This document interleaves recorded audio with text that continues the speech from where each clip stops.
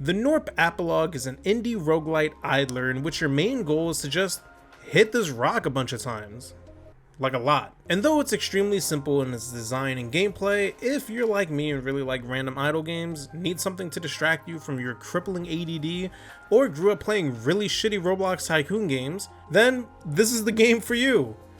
In the Gnorp Apologue, you'll buy different kinds of weapons and classes for your Gnorps, these little creatures obsessed with this rock, all in hopes of claiming as many shards as possible. Shards will only drop when the rock is attacked, and shards can only be collected if they're carried to a stash. Earn more shards to hire more Gnorps to attack the rock, collect your shards, prestige when you get stuck or if you want to manage your skills, then rinse and repeat. I think the things I like most about this game is that there's no single right way to beat it.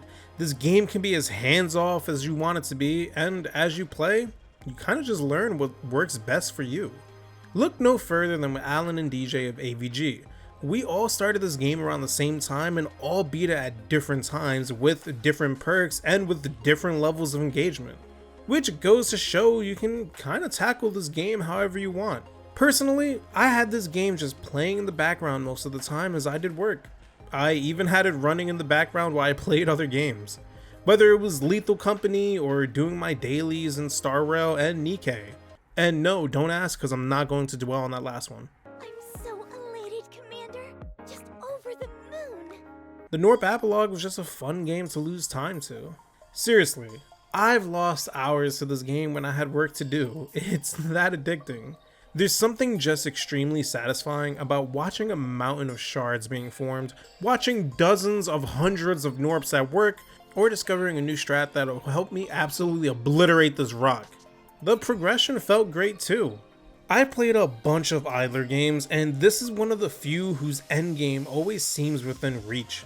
And I never had to leave my computer on or had the game run for too long. To beat this game, all you have to do is reach the last compression event. Every time your mountain hits a certain height, the rock will reclaim all the shards to start the cycle from the beginning.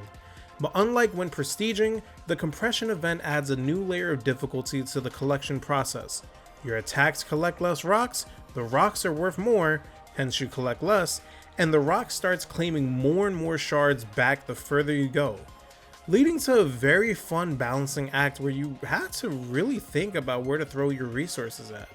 Throw in multiple compression events all in a single run and add in the fact that you have an extremely limited amount of Gnorps you can use, and this is one of those rare idlers where you can't just buy everything thinking it's going to work out slowly.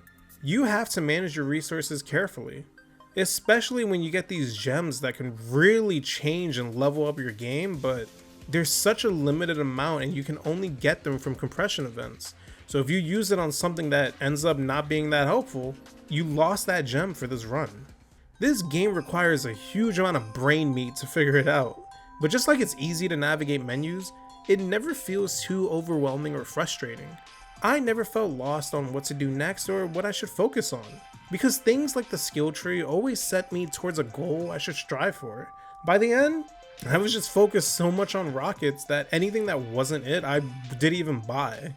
If I had to think about any cons of the game off the top of my head, then what you see is what you get. While the game does have some replayability, such as experimenting with other skills and builds and maybe even trying to speedrun the game, once I beat it, I was done with it. I'm probably never going back to this game ever again. And that's not necessarily a bad thing, I just recognize that now that I've seen that final end screen, I have no desire to get back into it at all. Now, could that be different for you? Of course. I personally just see no reason to get back into it. But for a game that's only going to run you $7 when not on a sale, it's more than worth it for its price.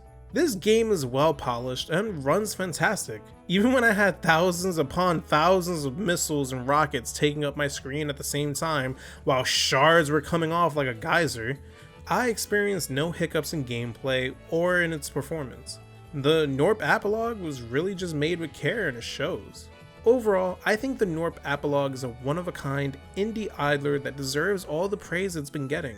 For a new studio to release a game that's this addicting as its first project that's this good, it's almost scary. Definitely check out this game if you think it's for you, and if it's not, thank you for checking out this video. Enjoy the rest of your day and take care.